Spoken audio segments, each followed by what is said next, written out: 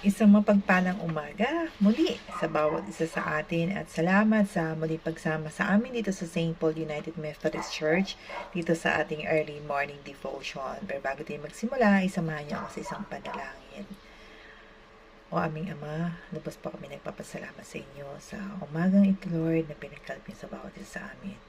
Salamat po muli aming Ama at muli ay magkasama po kami upang pakinggan ang inyong mga salita o aming Ama, Lord God, na naway magamit po namin sa aming pang-araw-araw na pamumuhay o aming Ama, Lord. Maraming salamat po muli sa lahat o aming Ama at samahan niyo po nga po kami, Lord, sa buong maghapon na ito. Ito nga po ang panalangin sa pangalan ni Jesus. Amen. So, muli isang magandang umaga sa bawat isa sa atin at bago tayo magsimula sa ating aralin ay isang pagbati sa ating mga kapatiran sa St. Paul United Methodist Church sa ika-125th founding anniversary. So, happy anniversary, St. Paul! So, yun nga ang ating pagbabasihan ng ating pag-aaralan sa umagang ito ay mula sa Philippians chapter 4 verses 4 to 9. So, babasahin natin siya mula sa New International Version. So, 4. Rejoice in the Lord always. I will say it again, rejoice. Let your gentleness be evident to all. The Lord is near. 6. Do not be anxious about anything, but in every situation, by prayer and petition, with thanksgiving, present your request to God. 7. And the peace of God, which transcends all understanding, will guard your hearts and your minds in Christ Jesus. 8. Finally, brothers and sisters, whatever is true, whatever is noble, whatever is right, whatever is pure, whatever is lovely, whatever is admirable, if anything is excellent or praiseworthy, think about such things. And 9, whatever you have learned or received or heard from me or seen in me, put it into practice, and the God of peace will be with you. So, ang binasa natin ay final exhortations o kumbaga ay huling pangaral. So, ang una doon ay sabi ay mag-rejoice. Sa Biblia, kasing kahulugan nito ay malalim na kahulugan ng rejoice ay to rejoice ay upang makaranas tayo ng malalim na espiritual na kasiyahan sa Diyos na higit pa sa anumang panandaliang kaligayahan. Diba? So, deep, pinakamalalim na klase ng kasiyahan, kumbaga. Dito sa ating binasa, hinihikayat ang mga mananampalataya on how to overcome anxiety and how to find God's peace.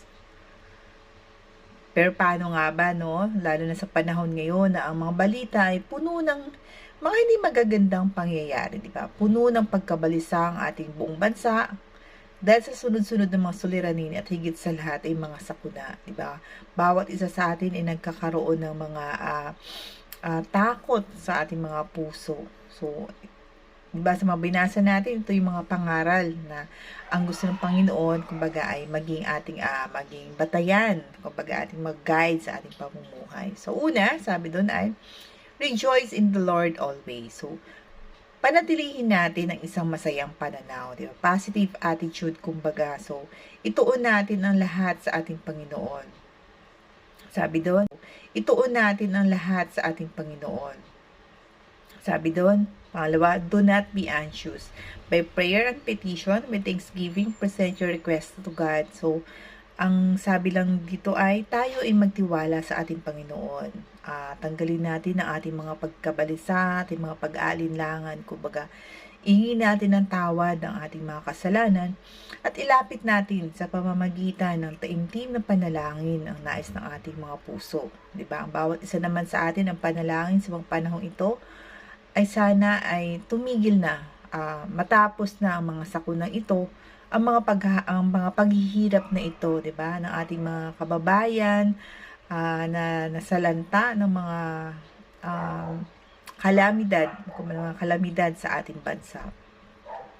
Receive God's peace, di ba? Ito ang resulta, di ba? Pagtanggap natin ang kapayapaan ng Diyos. kapayapaan ng Diyos na higit sa lahat ng kaunawaan ng sinuman. Di ba ganun yun? Pag namumuhay tayo ng may kaluguran sa ating Panginoon na babawasan o yun nga, kung hindi man nawawala ang ating pagkabas na nababawasan ito kasi nakatuon ang ating buhay sa paglingkod sa ating Panginoon, no? So, sunod doon ay think thou on good things. So, mamuhay tayong nakatuon ng ating mga pag-iisip sa kung ano ang totoo at tama. Mga bagay na mga mahusay, magaganda, mga karapat-dapat na nag-aani ng papuri at higit sa lahat ng mga bagay, mga pamumuhay natin na ayon sa kalooban ng Panginoon na yun lang kumbaga dapat na ulit-ulitin natin sa ating araw-araw. Higit sa lahat doon, ang sabi doon ay practice what you've learned. So, gaya ni Apostol Pablo, di ba? Tayo ay kumilos, di ba? Mamuhay tayo na ayon sa mga turo at mga halimbawa na tinanggap natin mula sa ating Diyos, di ba? So, ang binasa natin ay parang simpleng paraan o step-by-step instructions, kumbaga, patungo sa isang buhay natin, na dapat maging puno ng kapayapaan, na nakasandal tayo sa ating relasyon sa Diyos, di ba? Kumbaga, ang Panginoong Diyos, higit sa lahat, kumbaga, ang ating cornerstone sa mga oras na ito. Tinuturuan tayo kung ano ang dapat nating pagtuunan ng pansin, di ba? So, ano sabi dito? Mamuhay tayo na ayon sa kanyang kalooban, sa kanyang mga turo, di ba? Magtiwala tayo sa ating Panginoon. Tanggalin natin ang mga pagkabalisa, pag-alinlangan at sa puso natin, isipin natin na lahat ng mga hamon sa buhay na to ay tutulungan tayo ng ating Panginoon kung paano tayo tutugon. So, ang pinakabuod kumbaga lang ng ating binasa dito ngayon, mga kapatid, ay ang mabuhay tayo ng naaayon sa nais at kalooban ng Diyos, diba? No, ang ating Panginoong Hesus na siyang pinagmulan ng ating buhay, ng ating pag-asa, at higit ng lahat, ang siyang pagbumulan ng ating kaligtasan. So, mga kapatid, ang panalangin ko sa bawat isa sa atin, sa mga oras na ito, ay magkaroon tayo ng buhay na kalugod-lugod sa paningin ng ating Panginoon. So, tayo ay manalangin. Samahan niyo ako yung mga kapatid. Pinupuri ka namin, pinasalamatan, Panginoong Hesus, sa mga nabasa namin, o aming Ama. Alam niyo po, batin niyo po aming Ama ang aming mga pangamba sa mga oras na ito. Sa mga nangyayari, sunod-sunod na kalamidad, o aming Ama, Lord, sa mga nakikita namin distraction sa aming mga paligid, o aming Ama, tanggalin niyo po ito, Lord. Ipalit niyo po ang aming lubos na pagtitiwala sa inyo, aming Ama, na kailanman, Lord, ay hindi niyo kami pababayaan. Palakasin niyo po lalo ang aming pananampalataya, o aming Ama, Lord. Mas lalo lumago ang aming relasyon sa inyo, aming Ama, na patuloy po kami sumandal sa inyo, Lord God. Alam po namin ang lahat ng ito, Lord, ay may mga dahilan, aming Ama.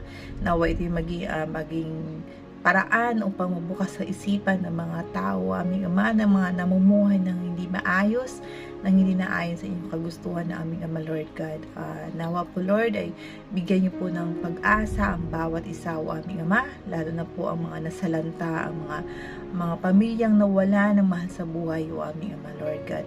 Nawa ang ito ay hindi maging dahilan upang lalo silang lumayo sa inyo, aming Ama, kundi maging ito po ay maging daan upang mas lalo po sila magpuri at magpasalamat sa inyo, aming Ama, Lord. Mas lalo po sila magtiwala sa inyo, aming Ama, Lord God. Patuloy po namin tinataas sa inyo ang bawat isa sa amin, Lord God. Ang aming buhay, aming Ama, aming mga plano sa aming buhay, aming Ama. Kayo po ang manguna, Lord God. Maraming salamat din po, Lord, sa paggunita ng 125th founding anniversary ng aming simbahan, ang St. Paul United Methodist Church. Aming Ama, gamitin niyo po ito, Lord. Gamitin mo kami lahat ng mga lingkod ninyo upang patuloy po kami makadala sa inyo ng mga tao na patuloy, Lord God, na magtiwala sa inyo, aming Ama. Maraming salamat, Lord, sa patuloy na pagpapala sa bawat isa sa amin. Kayo nga po ang patuloy, Lord, na mag-ingat sa bawat isa sa amin, aming Ama. At patuloy pa namin binabalik sa inyo, Lord, lahat ng papuri at lahat ng pasasalamat, Lord God. Ito nga po aming panalangin at hiling sa pangalan ni Jesus. Amen.